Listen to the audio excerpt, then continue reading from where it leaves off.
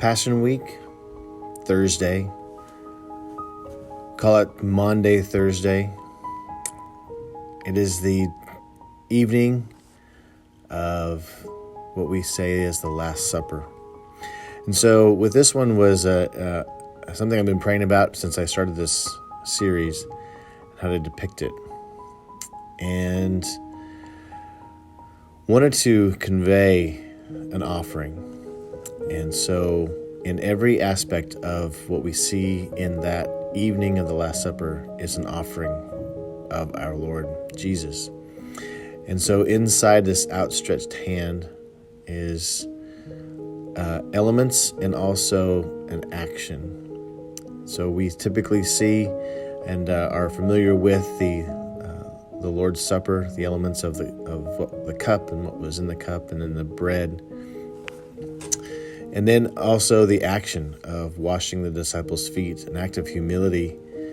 And then underneath the bread and the cup is also a towel that Jesus used to dry off the feet. So putting all those images together and having them inside the hand, making up the hand, is kind of the power of what I see in all that happens on that evening. Inside the cup is the blood, is the wine, and Jesus says this is an offering. This is the new covenant. This is the cup of which life comes from. And we see that later with the crucifixion being offered. And then you have behind that, the cup is the bread, and the bread is broken, and it also has slices in the bread.